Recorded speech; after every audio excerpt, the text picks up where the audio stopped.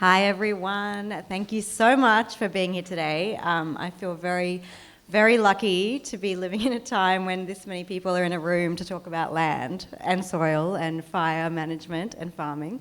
I also want to start by acknowledging the Darkinjung people. We're gathering on their land, which was never ceded, and they have been evolving the landscape, managing it, cultivating it for tens of thousands of years. So we're very lucky to be here today. And I'm lucky to live around the corner and work on this land too.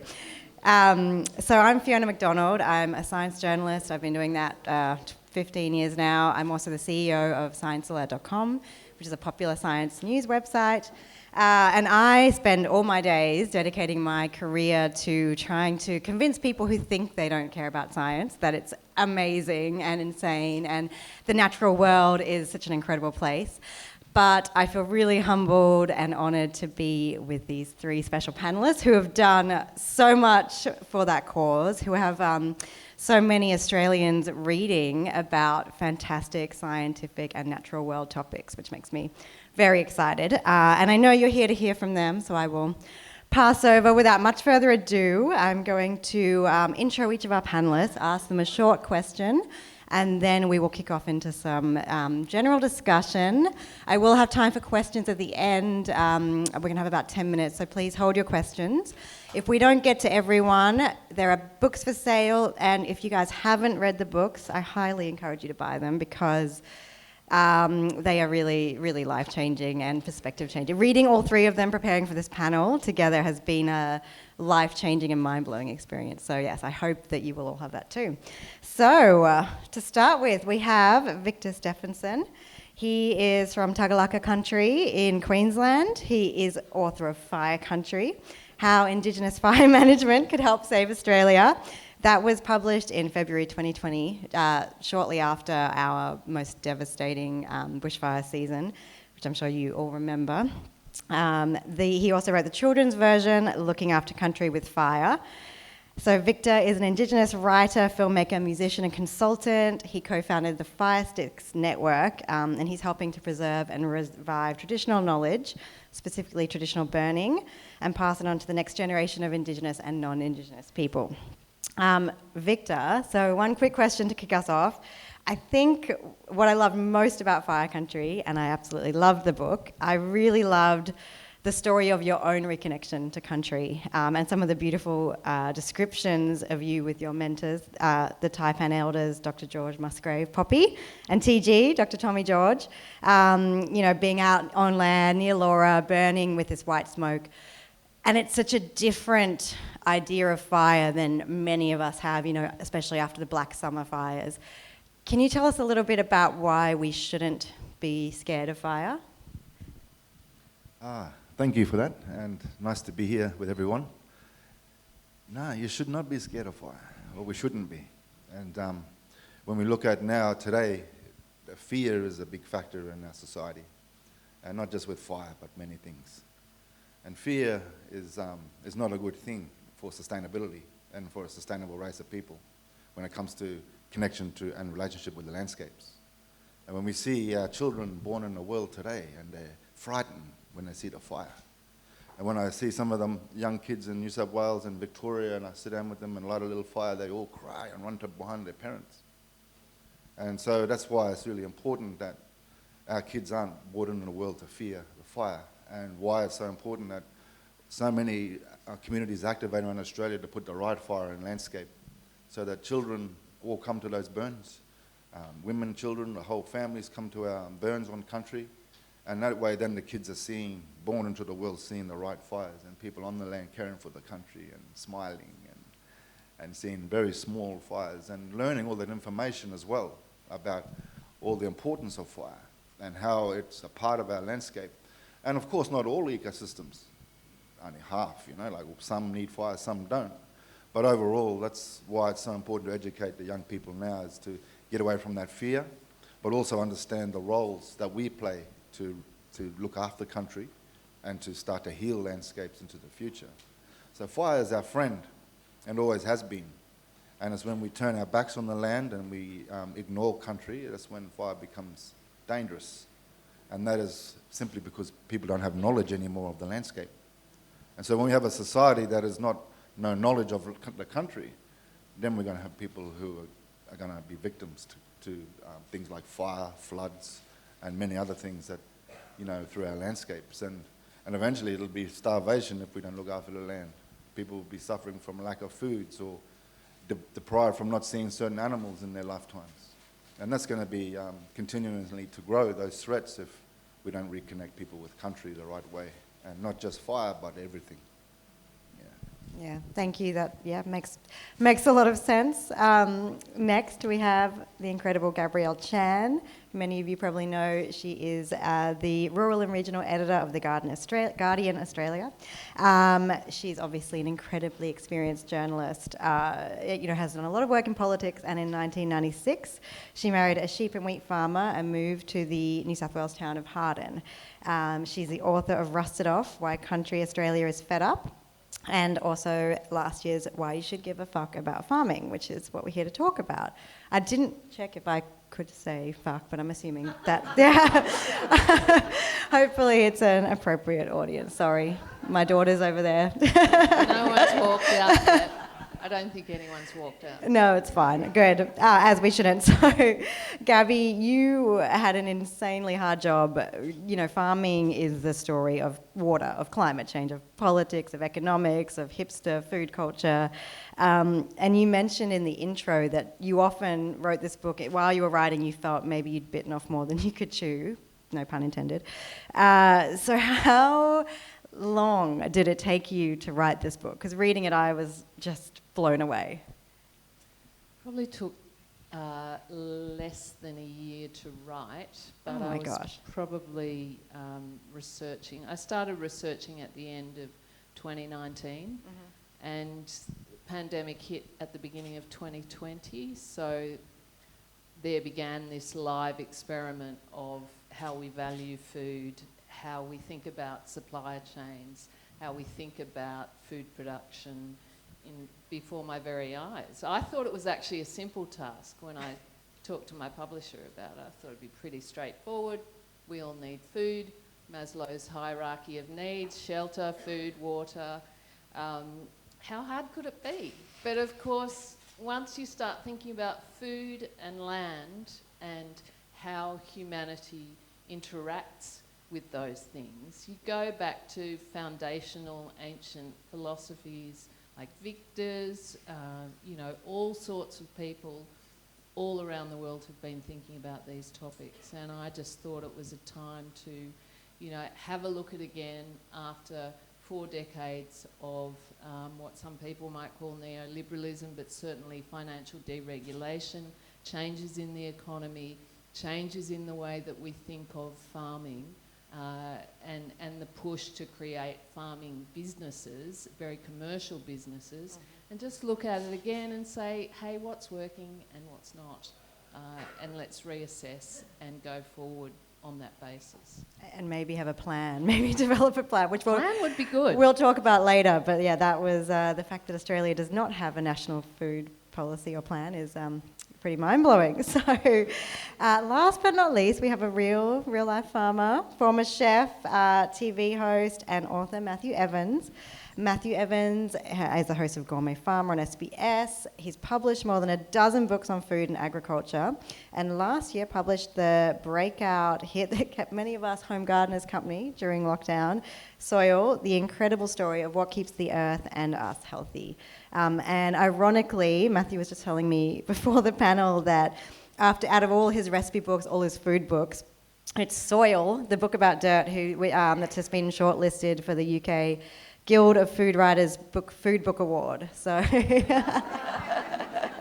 yeah, very cool. Didn't get a look in with any of the others.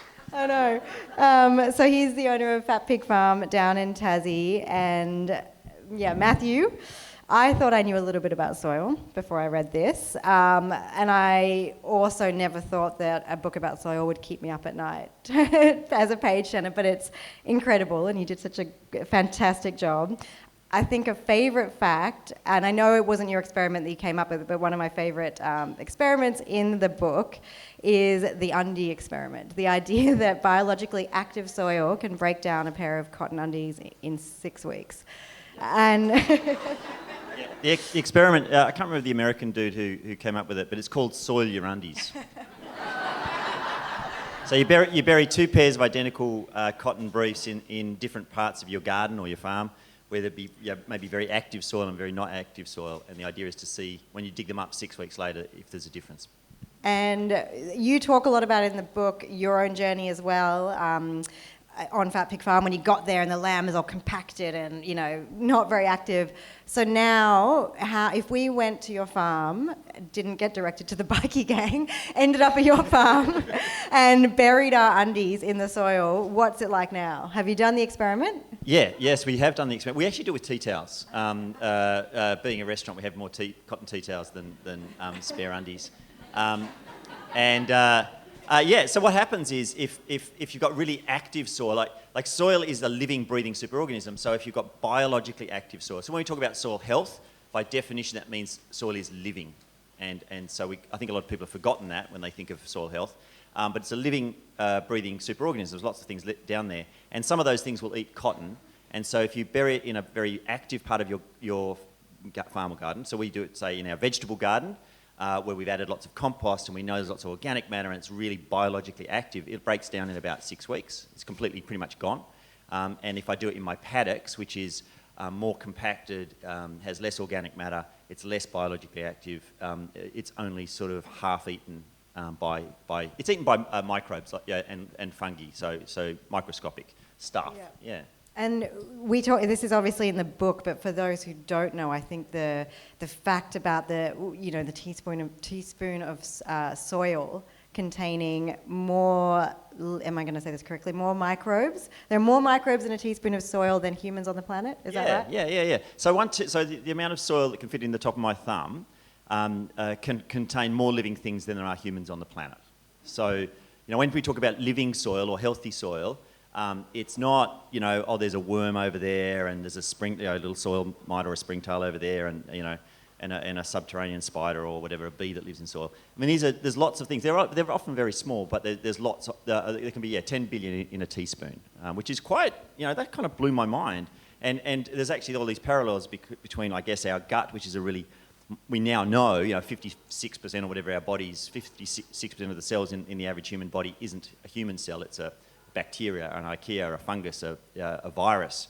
These things live in us for a purpose. Soil is the same. It's not as microbially dense, but it gets close to that sort of density around a plant's roots. And it's supposed to be like that because the same things that look after us, that help our immune system, that help our brain health, help us to digest food, they're doing the same thing below a plant's roots. They're helping to protect a plant from disease, to feed a plant, and to nourish a plant and help its immunity. So it mirrors, I guess, what happens in our gut. Yeah, they're actually the plants recruit these microbes to go. They'll tell, and this is all in the book. They'll tell them, I need some iron, I need some phosphorus or whatever, and the microbes go out and do their bidding essentially. Yeah, it sounds like woo-woo, doesn't it?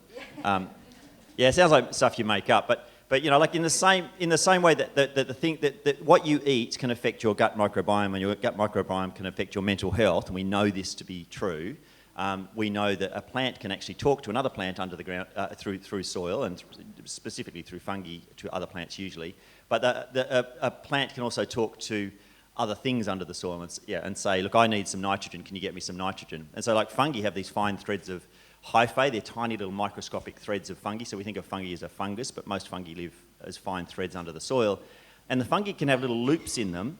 And if a plant says, I need nitrogen, the fungi can actually trap nematodes, which are microscopic worms. As a worm passes through this little loop in the fungi, it can constrict the structure, it's a 3-cell structure, strangle the little microscopic worm, suck all the nitrogen out of it, and feed it back to the plant. And it seems utterly beyond belief. I was telling this story at the farm the other day, and everybody looked at me a bit like you guys looking at me going.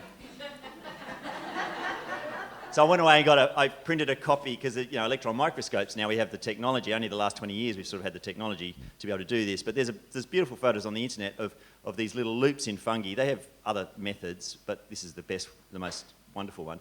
And they've got electron microscopic photos of these little microscopic worms being strangled by fungi. So it's beautiful. It's like we know this happens. You might think I made it up, but I'm trying to stick to stuff that we kind of know. No, I can vouch for that. I've read the papers. It's real. I did fact checking. Yeah, you're scientists. Yeah. No, and Victor, we've been talking about soil too, because soil, the understanding of soil, knowing the soil, that's such a big part of fire management and knowing country and knowing land.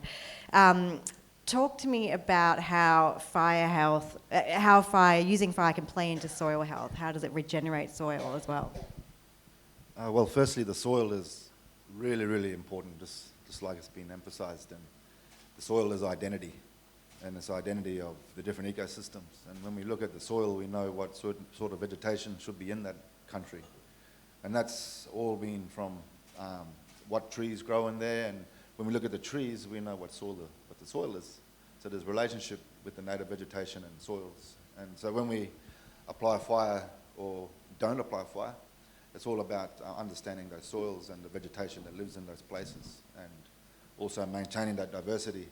So it's important that we don't burn the organic matter in the soils, and that why the fires are so gentle is so that the soils aren't disturbed, and that the native grasses, that's why they're so important, and the native vegetation is to protect those soils, and also to put the right heat in those soils to spark the right seed banks in the soil. And as you know, now we have like 3 different seed banks in one ecosystem. That's the natives that belong in that soil. It's the invasive natives that might come from a different soil that's coming and intruded, or it might be a weed from another country. And those seed banks in the soil all have different DNA with temperatures. So when we look at our native grasses, they're all different type of grass on each different soil. And so every one of them are going to be different. So when you look at the sand, it's really like a wiry grass, and really flammable native grass, and like purple color. And then when you go to the darker soils, it's more heavy volume, kangaroo grasses and so forth. And so those grasses all have evolved over thousands of years of the right fire on those soils, so that then when those grasses burn, it produces the right speed of the fire and the right temperature into the soil. But when we got the wrong vegetation on the landscape, like the weeds and all these things, the fire will leaf litter all over the ground. And that fire will sit in one place for too long with leaf litter and penetrate soil into the heat into the soil, and that disturbs our seed banks, and that sparks the wrong type of seed. But when we get our right vegetation, then we actually get that right temperature. Then we bring up the right plants that belong in those soil types. And when we burn the country, there's always plants left over. So the grass stalks aren't burnt. The root systems are still there, and you can still see the grasses there. And when you peel away the burnt black, there's green shoots already there immediately. And so the fire is so gentle. And then when you look, there's leaves still on the ground, the sticks aren't being burnt.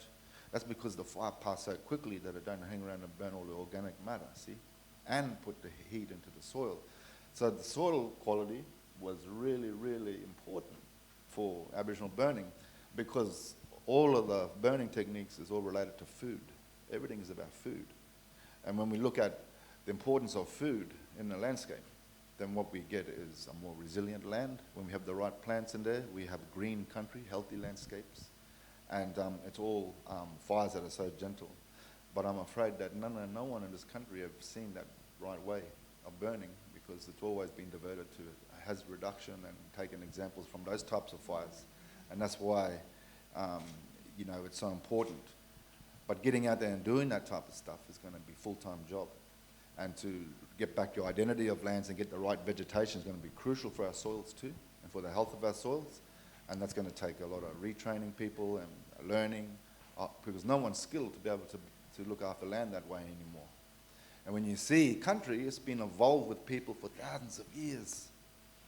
And so people have been a part of that evolution, and that's why the grasses are like that, because they've been following the people that helped with that evolution of burning that right time, so the grasses can evolve to be that right size and type for the right soils. But now they don't put the fire and all that type of burning has stopped, and that relationship with people have with landscapes. Now we get all different vegetation on the country. We're losing all our native grasses and the right type of vegetation that produces the right heat for our soils. And that's just the beginning. Yeah. We've got to be quick. Yeah. Yeah, there's a lot of work to do. And it's interesting that you talk about traditionally the burning was about food. I mean, it was all about stimulating food. Sorry. And Gabrielle, this is something that you touch on in your book as well, and also the history of farming in Australia, which is sort of ironically a little bit of, let's come in, wipe out all the native crops and grow foreign crops and see if that works really well, which, obviously had a patchy past. But things are changing. I mean, in your book you touch on, I think, the Noongar land enterprises in WA, and that's happening all over, where there's sort of some First Nation, some farm management. Tell us a little bit about where we're at with farming, because one fact that blew my mind in the book that I'm probably going to quote badly is that now 95% of our food comes from 5 animal and 12 plant species, compared to when we started out farming. So tell us a bit about where we're at now, how the soil's coping with the current sort of lack of diversity in farming that we have. Yeah, that fact blew my mind too. I think it was 75%, but 80,000 products on average in a supermarket, and most of them come from the same dozen species. I interviewed a senior public servant who'd worked in agriculture for a long time, and he said as he went around the country, this Queensland grazier said to him, this is pretty nuts. We're actually trying to kill everything that grows easily here, and we're trying to grow everything that dies easily here.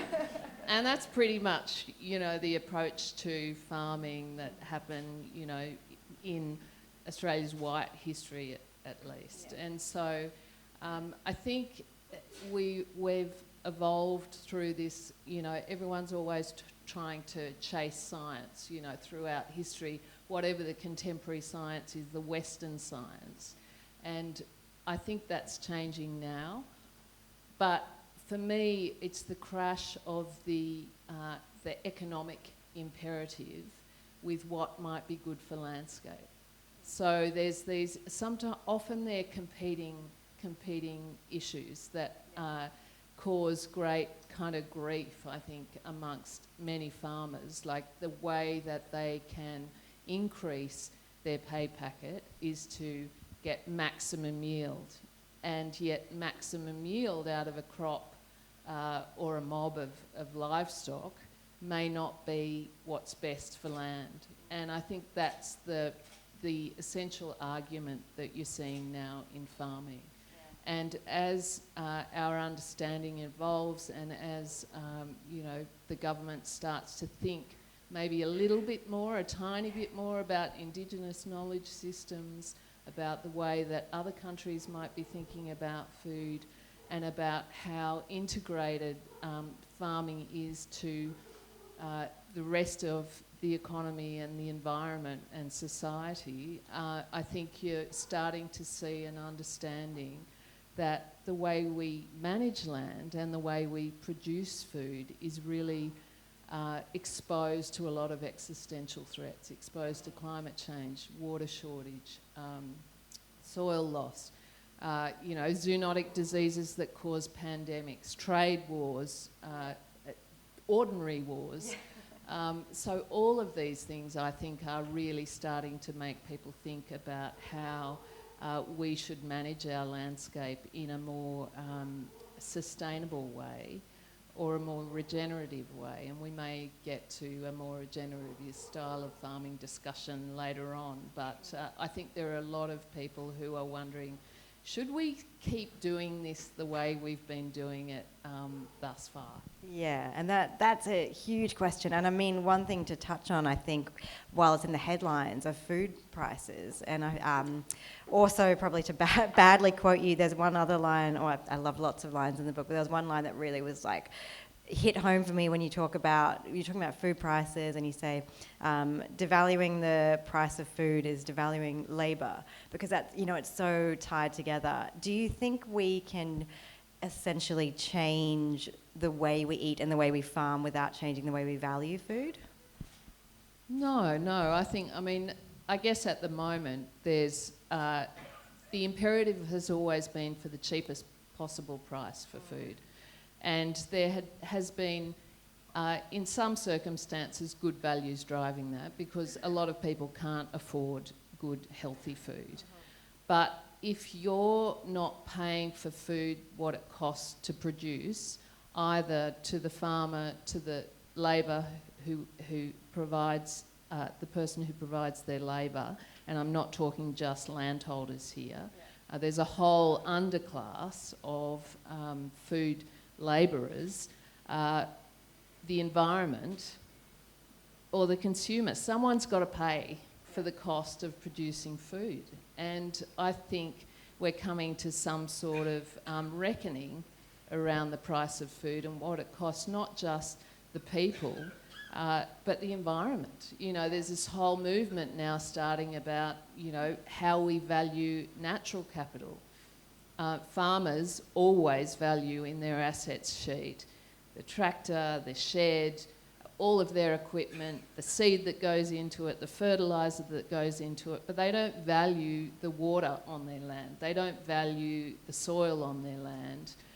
They don't value the rainfall, all of the things that go, that the ecosystem provides in order to produce that food. And that's why we're seeing now a rise of ecosystem services. You know, what is it that is going to create better ecosystem services? And while we hate to describe the natural world, it must be, you know, just horrific for someone like Victor to hear it described in economic terms on an asset sheet. It's, as Kate Rayworth said, the economist, it's the mother tongue of economic policy, of government policy. You can't talk to government without talking economics because it's the only things often that they actually value. Yeah. And so there's this real tension between environment and economics. And I don't know about everyone else, but like you can't have an economy if you don't have an environment. It's just basics. Absolutely. Or if you have nothing to eat and they all go hand in hand, there'll be no one buying, right? And I think, you know, this real push and pull with government, with policy, is in all your books, and it's sort of I think a real symptom of where we're at in society, where there's this groundswell of knowledge coming up and people want change, but how do we make that change work? Victor, you talk a lot in your book, and I love these stories, a little bit about you going through all the right bureaucratic processes and then just on the day to show up to do a burn and someone's there decided, actually, no, we've decided you can't burn today.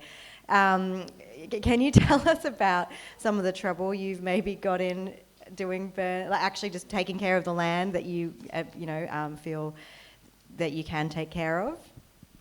Yeah, well, it's always been a struggle, and everyone knows that, you know, in a sense of where it all comes from. And when you go back 20 years or so, and even more struggle in the beginning, when Indigenous knowledge wasn't even recognised properly within land management and conservation stuff, you know, and even feeding into agriculture and into technology and to so much more.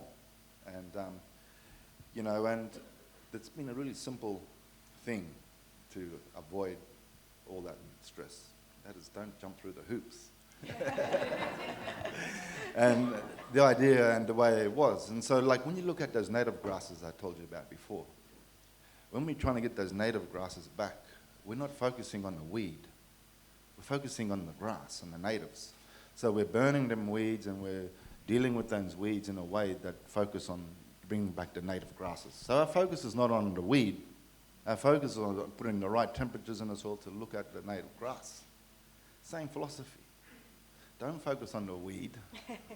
Focus on the natives. Focus on the people on the ground. Focus on the communities. Focus on the people who are going to do the work and be practical and set the examples and show change and show that movement right across the board.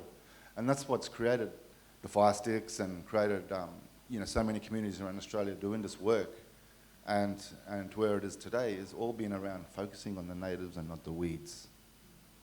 And so many times, even in conservation, they do that. They'll focus on the weed, and they'll have a fight with the weed. And then the country's going, what are you two doing there? How come you're not focusing on me? Because I can get rid of that weed. I'm a living, breathing thing as well, you know. And I can actually get rid of that weed if you make me healthy. So that philosophy is so important that what I'm trying to tell you is that all the philosophy is the same. And we are the country, and the country is us, and all of us.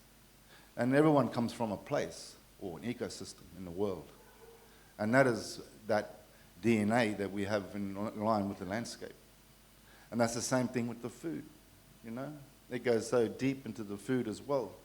Like we're not, like the food that's happening now and the food we're eating is killing us. And it's also killing the country as equal. So the wheat and the gluten, it's no good for us. You know, it's destroying us, destroying all of you. And people say, oh, you've got to be gluten intolerant. Oh, are you gluten intolerant? Everyone's gluten intolerant, I'm afraid. Because it causes laziness, sleepiness, make you maybe bigger, or, you know, look at the sugar, look at the dairies. We don't have dairy in our landscape. We don't have wheat in that country. And so when we look at what wheat, we don't eat wheat here. We don't eat dairy. And what's killing the land? All these wheat crops, or the cotton one, you know, not the underpants, but the cotton. You know, Stop burying. and so you see that it's the same. You can see how it's the same, see? And that's the journey, and that's where we're going. We're understanding who we are, and understanding that we are part of the landscapes, and there's all these examples, and it's all there in every subject possible, and how we are part of the landscape. And that is yet to be revealed to everyone, and that's our journey as people, to heal landscapes and heal ourselves. That's all one thing. I think what's really interesting about what you were just saying, Victor, was essentially you're saying you focus on life, not death. And it was exactly what you were just saying, Gabby, in terms of, you know, farmers are always trying to keep things alive that want to die and kill things that want to live. You know, especially growing annual vegetables is like the worst of those things. But there's this beautiful thing, you know, that we have done some terrible things to Australia in the last 200 years, and we've damaged a lot of country. But there's a lot of farmers and a lot of growers who have changed. You know, it has been about trying to kill stuff, but there's a lot of people right now all around Australia who are saying, well, what we want to do is encourage life, and how do we work with an ecosystem, and how do we encourage life? And I think that message that you just gave about, you know, not just the killing, it's about the living. That's actually the beautiful thing about what you're doing on country. What, you know, your book talks about in terms of farming, and what the people I get to meet in terms of soil health. It's about, well, how do we get things to live, not get things to die? That's right, and how our livelihoods improve with healthy landscapes.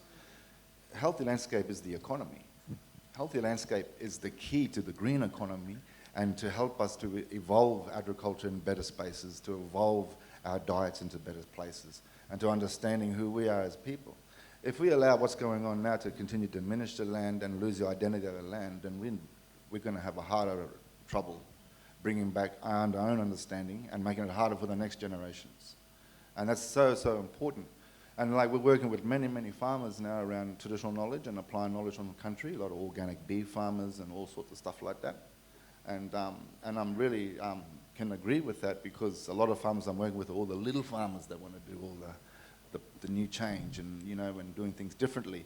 But the big problem is the big giant farmers, the international ones that don't give a damn about the land. All they want to do is get as many cows as possible onto the thing overseas, or as much grain as possible, or as much cotton as possible, and suck all our rivers dry, everything. And so that's why if we're aiming at the healthy landscape, then what we are actually doing is we're starting the first seeding ground of learning from natural law and how we improve our agriculture and our diets and everything. And that's why it's so important that learning about the DNA and country ourselves, and also the thousands of years of experience of sustainability is so crucial, which has totally been overlooked in where we are today. But don't you reckon that one of the issues with modernity, with the modern world, is that humans have considered ourselves separate to nature, that nature is somehow out there? And I hear it in partly in the green movement as well, that you lock up. Things will be better if we just lock up wilderness, and humans have always been interacting with country, right? Well, that's, like I said before, we've been part of evolving the landscape right around the world, you know. And when we look at that notion of separating people from country, that's a colonized process. That's what you've all been taught to believe. And therefore, that's what you believe. And that's what people think. Oh, it's separate to us. Oh, if we just leave it alone, it'll just grow back beautifully and, But they don't understand that people are part of the evolution of the land. And that when the settlers first came to Australia and they looked at all them trees, they were the right spacing apart from each other. They all were old and big and were encouraged to grow to be old growth. And when they're old growth, the trees, they produce more food, they have more relationships on the land that was spoken about. The trees talk to each other. So without the trees, we don't get certain ground plants, and even the native grasses will disappear. And the trees play that important role. So when they saw those trees and the right spacing in those trees, that's them old people, they knew straight away that over thousands of years, that's the best way for the land to be. And they had thousands of years to get it right, to the point where trees could grow to 1,000 plus years old or 500 plus years old, be big and fat, and not be disturbed. And when we look at the use of trees, there's thousands of uses of the trees. And what do you use a tree for today? Timber. That's it. Some other things too, fruit picking and that, but when we really look at it, we don't really do the same level of using them trees. And all those trees you see out there now, they've got so much gifts for us. And the one rule in using the trees is you take from the tree, but you never kill the tree. And that was to encourage old growth. That was in knowing that the trees were so important to keeping our diversity. And when they're old, they're also able to keep noxious plants and trees that didn't belong in their system out of their country, so they can self-thin the land. So you take notice when you drive around, you see that introduced grass everywhere in the open plain, and as soon as you get to the bush, it's stopped at the doorstep. That's the trees. They're sorry, doc, this is not your country. And so growing old and making them trees old and maintaining that identity, those systems, and letting them grow old and get them strong, that's where we got to go again. But it's 500 years to put a 500-year-old tree back. And so it's going to take generations and generations of people working right across the land and intimate connection with the land again, and the food, what we eat, everything's got to come into play. And that's change, and that's walking towards sustainability. I think one of the things when I was thinking about this panel and the reason why we might have been put together, and the topic's land matters, I guess. But this idea of the wilderness, like where I live, I look at the southwest wilderness of Tasmania. It's a massive national park, and people think of it as an untrodden wilderness. Like the Nidwanee were out there burning that landscape 42,000 years ago. We know, maybe longer, which is forever in human terms. So the Nidwanee people, walk that landscape. You should go, the Southwest Wilderness, amazing. Macquarie Harbour, they didn't have puffer jackets. They didn't have down sleeping bags. Like, these must have been amazing people, and they fed themselves from there for 42,000 years. They actually migrated, over the season, didn't stay down there the whole of winter. But people like to think of landscapes as not managed by humans, but pretty much every land-based ecosystem has been altered by humans for tens of thousands of years. And so we might think that that's not true, but that is the case. Whether it's North America, South America, Europe, certainly Australia, Africa, everywhere. And so land management matters. It's really important. And walking country, being on country, knowing how to treat it, every little corner of the globe is different. But I think what's beautiful about, certainly with your book, when I was reading it, it's like this, you're actually walking over country with Victor. It's utterly amazing. It's like he's taking you on this journey over country, and it's absolutely brilliant. You re-envisage the land upon which you walk. But it's important, I guess, that we all realise that all of Australia has been managed by humans for pretty much forever, and that means we have to take responsibility for managing it forever into the future. Yeah. And how do we do that? Oh, I reckon we've got 60, 80, 100,000 years of human knowledge that we can draw on, currently still in existence. Yeah, so I would just say that the balance, how you do that, is a judgment call. And so people have this idea of right and wrong, and certainly everyone has an idea of what's right and what's wrong when it comes to land management. But all of these things are judgment calls that are a combination of government rules and community action, if you like.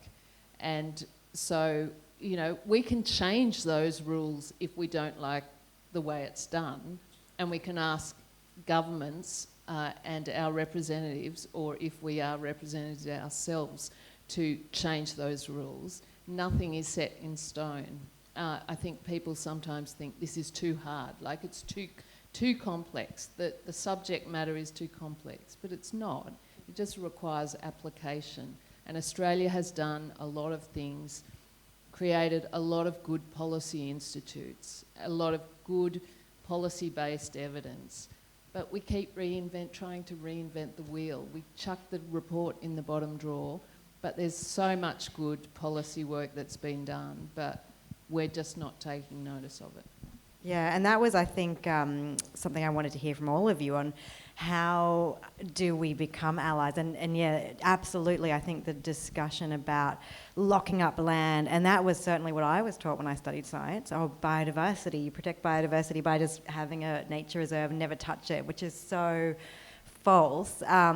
And I think it is changing. I mean, you guys, I think in your book, Gabby, you also talk about not only are we as humans disconnected from nature, but a lot of farmers are disconnected from the customer these days because the farms are so big. But then we've got, like Fat Pig Farm, so many farms these days doing farm to table. Do you see people coming in wanting change? Are you seeing it sort of within consumers that are buying produce, coming to restaurants? Yeah, I think so farmers are really one of the most trusted groups in the nation, and but they're also pilloried and sort of nailed to the cross a bit for stuff they do, and sometimes rightly so. But most farmers are just trying to run a business, try to grow some food, to be able to run their business, or for some fibre. They're not out there to ruin the world, and I think most customers don't want to think they're ruining the world when they go and buy dinner. Really. But there's a really big disconnect between the customer who goes to buy food and doesn't want to ruin the world and actually what's happening on the ground. Because a lot of the practices that we've fallen into, and this has been a series of historical accidents and maybe ecological misunderstandings, is that we actually are buggering up the world by growing food and fibre, generally. Not always. By a long, there's lots of people doing amazing stuff, but generally, to just put this in context, in terms of topsoil, so Australia's lost half its topsoil on its agricultural land since European colonisation, right? Since white settlement, 200 years roughly, on average. And we're going to lose the next half in the next 40 to 50 years. And this is the magic bit. This is the bit that all the world's growing. Topsoil, so all of Australia's growing, is on land, is done by topsoil. So we lost half, and we'll lose the next half in the next 40 to 50 years. We're going to lose, I think it's 10 million hectares in the next 500 years, are forecast to be of agricultural land that we'll have ruined, if we keep going the way we are. But we also know how to not ruin land. But we have to make a decision. Are we going to pay the price? Are we going to help farmers look after land while they grow food? Does that mean food costs more? Does it mean more government intervention? Does it mean we stop growing crops using lots of chemicals on marginal country that was never designed to grow that crop or that animal at all? But all of those have an impact on community. So it's not, you can talk about these things, but it all has an impact on human beings, and we have to include them in the communities, and that realisation that it has an impact on lives, human lives. But in the long term, we have no choice. We have to deal with it. Yeah, Victor, what would you like to see come about in the next sort of 5 to 10 years, and what can all of us do in our daily supermarket visits? What can we do to help support the regeneration of soil and land and farming? Well, the first thing is it's a little test. Look out on the land there and ask yourself, is there dairy in there? No. Is there wheat? No. Is there sugar in there? Yeah, but natural sugars in terms of fruits and not directly eating sugars. So the sugar cane, don't need them, the wheat, And it's about understanding that, and that's a simple guide for you. To go, okay, I'm going to eat this way. I know I'm going to look after the land because you're not thing. But when you look at what's happening now, look how many people now are vegan, are eating more veggies now, are changing their diets in the last 20 years. Like cigarette smoke and stuff, You see it more and more and more coming on board. And I was out in this little country town, I'm thinking, oh man, I'm not going to get anything good here. I'm just going to get white bread, processed cheese, and a bit of ham, And I went out there and I went into that cafe, and she was like, oh, I'm fully vegan here. I got all the veggies here, what you want? And I went, hey, look out, that's really cool. And so, they're having a feed, and I've seen the change, the people changing. And so what's needed is more education. And more education needs to happen, and more community needs to get involved and really tackle that food situation, and it all relates to the country and our landscapes. And if we can do that over time and simply use those simple guides, then see the difference. Because when you look at those foods as well, like bread, like white bread with gluten in it, they take away all your taste. When you put all the butter in, you don't taste all the veggies. When you put all this in, you don't taste that. So they're not only are they like just in your diet, but they also cancel a lot of the flavour. They are more stronger and they take away. You try it now when you go out the door, have a fish burger or something. Say, oh, I'll have it with just in a lettuce burger, and I'll have no bread. You try that. And take out the cheese, because the cheese is so powerful, it just take over all the food. Just try that. And you see, go, oh man, that tastes so good. Because you can taste all the goodness, all those little microbes and all those little things that go around in your belly. And it'll taste even better if it's grown in a good soil. And in a short way, just to finish up, that's basically what I'm saying is that we've got to eat aligned with our DNA. Yeah, and Gabby, I have to pass to the audience soon, but I also wanted to know from your point of view, because there is so much in the book, and you talk about consumers, and you talk about, and I think I should mention really quickly that comparatively, we do talk about food prices in Australia, oh, inflation is going up, but we spend a lot less comparatively of our income percentage-wise than a lot of other countries. What change would you like to see, or what's something that we could all take home and do in our daily lives, sort of, to help farming, to help give more of a fuck about farming and care about its future? Well, I would back up Victor and say, think about what you eat, think about where that comes from. And there are a lot of conflicting messages, I think, at the moment around what to eat. But, do some research, think about your values. But I guess as a political journalist, I'd like to see greater sort of planning and strategy around how we manage country. And the way I describe it in the book is a kind of national backyard plan where, we know Indigenous people planned as mosaics. So we think about, if you think about your backyard, like, where you put your veggie patch, where you get people to sit and have a nice lunch, where you dump all your compost and all that sort of stuff. So we don't really do that well in Australia. We don't think about how we want to use country. Like we don't think about, Matthew mentioned earlier, farming on really marginal country that's never going to grow, or wheat crop or any other crop. Why are we using that for that? Or why would the New South Wales government approve a coal mine, open cut coal mine, on good farming country? Good food production country. Like we make all these decisions all the time, and then they're bogged down in courts, and I think a decent national food plan and a decent backyard plan would save a lot of time for governments at all levels, local, state and federal, making dumb decisions. But also as communities, I think we have to get more involved ourselves and do a bit of planning for our local communities. I know we do it at home in our little town. What do we want to see next? So the next time a politician is running at you at an election with a bucket of money, say, I don't want that. I want a community garden, or I want a shorter, food chain in the local area. Like we used to have mills for grinding grains. They were taken over by national and then multinational companies. You can't grind local grain in our town anymore, yet there's this relic of an old mill that stands there. Those sorts of things, it's just a waste of time. Yeah. And in the pandemic, what we saw is the local and regional suppliers run over with demand because they couldn't get their food from maybe global sources. They couldn't get their prawns out of Thailand. The tip-top white bread. I just think having that resilience means having diversity. And we should think of diversity not only as multicultural diversity, but economic diversity and product diversity. landscape diversity, and I don't think it works if we rely on any one system. Absolutely. All right. One really quick tip for soil at home before I pass to the audience. Do you have a Diversity. compost? Yeah, compost. Don't, if you can see soil, it's dying. Don't dig it. Yeah, they're sort of the basic ones. Yeah. Oh, and buy the book, and then you can find out lots more tips. Okay, so audience members, we have questions. I need a microphone, which we have here. I'm under strict instructions not to not to let the audience speak until they have a microphone. Thank you. Hello? Hello? Is that on? Yeah, Okay, perfect. Talking loud enough. I'm a Canadian-born farmer's daughter, so who I'm trying to go vegan paleo, if that makes sense.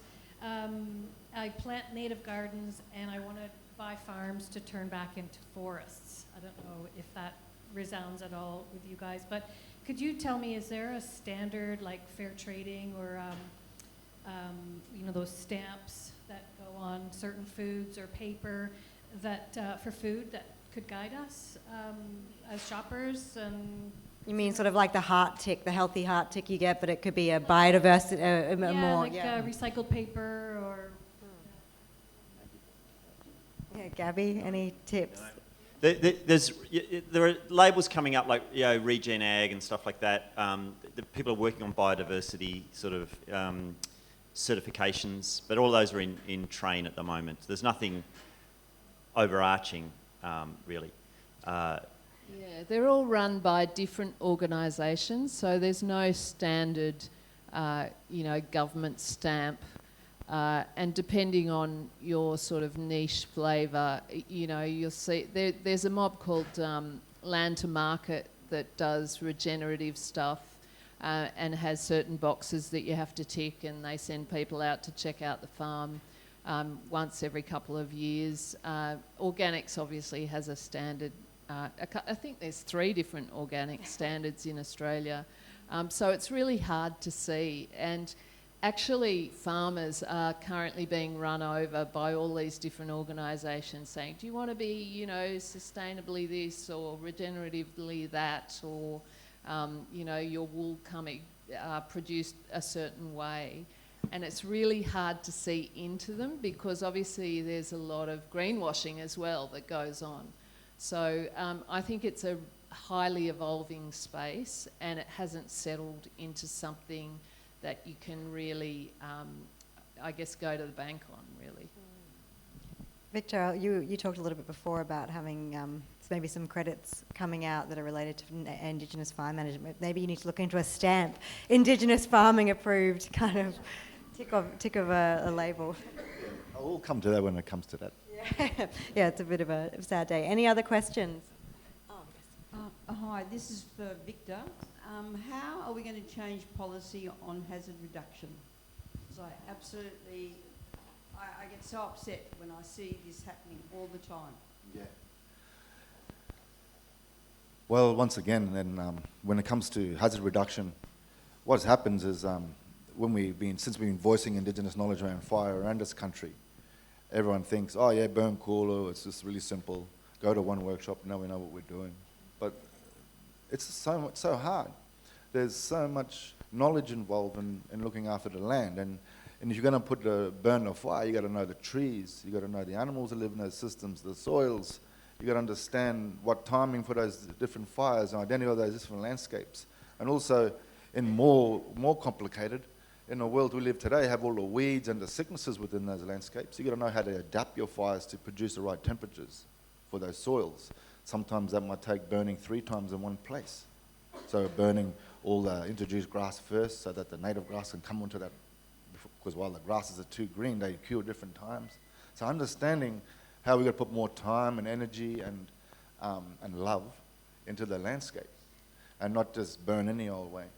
And so we're getting to the point now where hazard reduction burns, they actually know. And a lot of the rural fire services know that they're doing it the wrong way.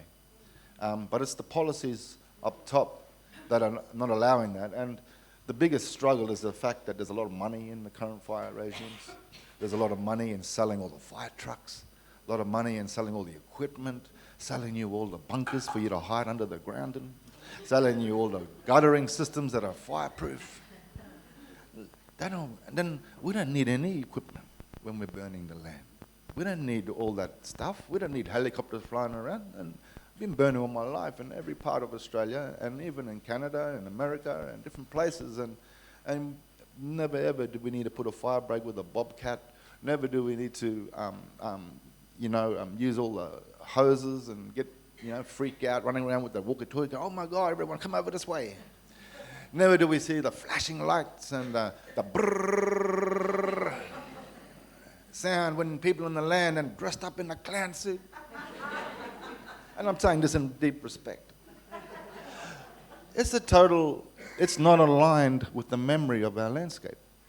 And our country remembers peacefulness. And peacefulness is a part of healing. Isn't it part of healing for you? Peacefulness? Yeah. And peacefulness is also. But when they're going in and brrrr and big fires and drip torches and just like kicking the door down and putting fire everywhere, the country gets a shock. And the animals get a shock. Everything gets a shock because it's never been like that. For thousands of years, it's never been like that.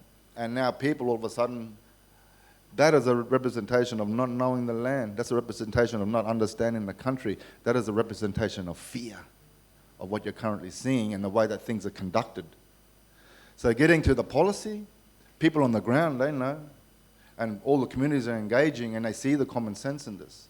But it's the policies up the top there that have all their invested interests in this billions of dollars that they're making money out of fear. And that's why it makes it so hard for policy change. It's because the people up there have got invested interests. Our politicians are businessmen. They all got shares in poison companies and all sorts of things. And you wonder why it's so hard. It's because there's a lot of money in destroying mother. And when we look at how we heal landscapes, we don't need any of their products.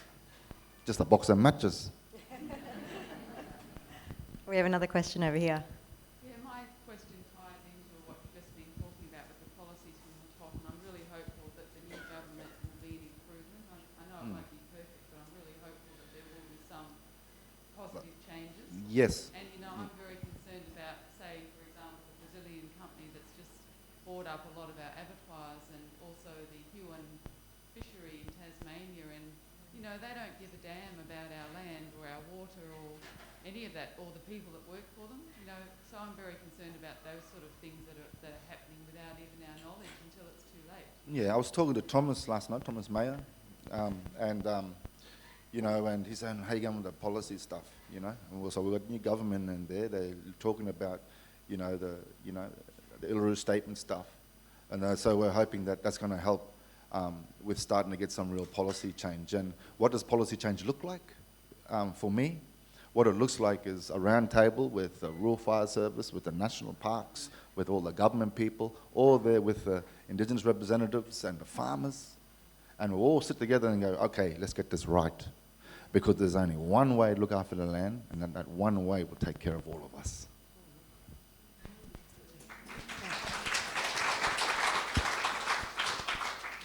There just seems to be the elephant in the room is population. And how do we balance the needs of the population of the world with caring for the soil? And GM crops and organic, you can't feed the world on organic crops and free-range pigs. I'd just like to comment on this. Yeah. Look, population's a bit of an issue. We all sort of understand exponential growth since COVID, and the population, it's not exponential anymore, but it's slowing. But we're going to have 10 billion people or so by just after the middle of the century. It's a bit of a problem. We already produce enough food for 11 billion, but we're sort of damaging a bit of land at the moment. It's possible with the current agricultural land to change practices and probably nourish soil, not deplete soil to any great extent, and feed a lot of people. But population pressure will always be a problem. And one of the things that I think of when we walk our land, so the Malakadee people who've been there for 42,000 years on our patch of the Huon River people, 42,000 years, is actually they didn't feed as many people. So, they didn't do as much damage, but they didn't feed as many people. And I guess the challenge for humanity, and I don't have all the answers, obviously, But there are people with really big brains working on this. The challenge for humanity is, can we feed 9-10 billion people, and not ruin the landscape? Can we feed as many people as we've got today? And there are lots of people who are working really hard on that, and it is probably possible, but we do need to make big shifts. And Australia won't look like it did 200 years ago if we're going to feed 25, 30 million people, plus all the food that we export. So it might look different, but it doesn't mean we'll ruin all of it or ruin any of it. It won't necessarily be depleted in the long run. But we probably can't go back to the low population levels unless humanity crashes, and then we'll have to. None of us are going to ask for that to happen. Well, if Mother Nature sorts it out, that's up to her. She's a hard mistress, isn't she?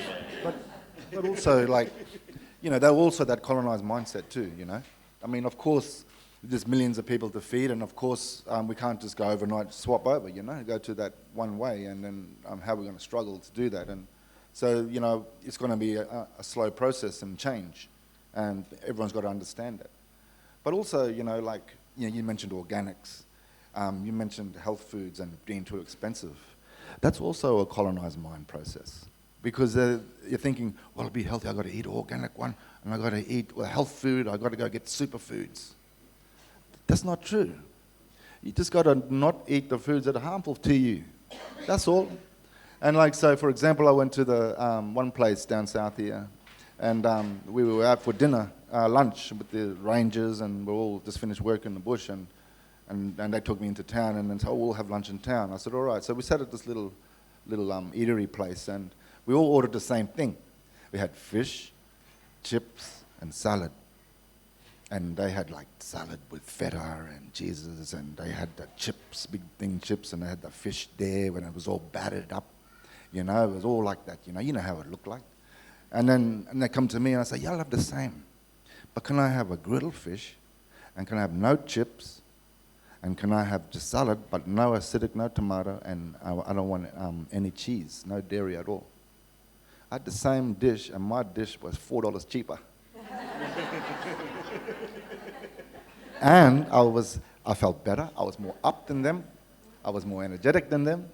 And and so you're all fooled into think, oh, you got to go to a health shop and you got to eat goji berry, or you got to go spend all this money on this. No, you just got to eat what is not good for you. Don't eat what's not good for you. And so, like I say, all right, if you're going to go get flour, well, go get rice flour, or change it, or don't eat bread, or just have, just change it. Just take out the things that are no good for you, and eat the things that are. And you can eat plenty of lettuce all day. But I heard lettuce is $10 an ice cube. Oh man, $12. And growing $12. growing lettuce most of the time is terrible for soil. A single crop of kale grown conventionally has 17 passes with a tractor. oh man. I would just say I think the interesting thing that's happening economically is as populations get richer, they tend to think about their food more.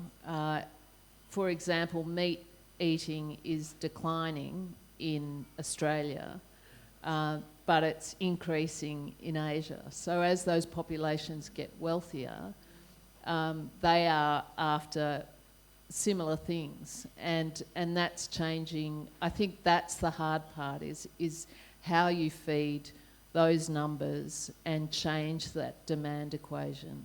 It's not just the food, it's Antonio Guterres was on top of that.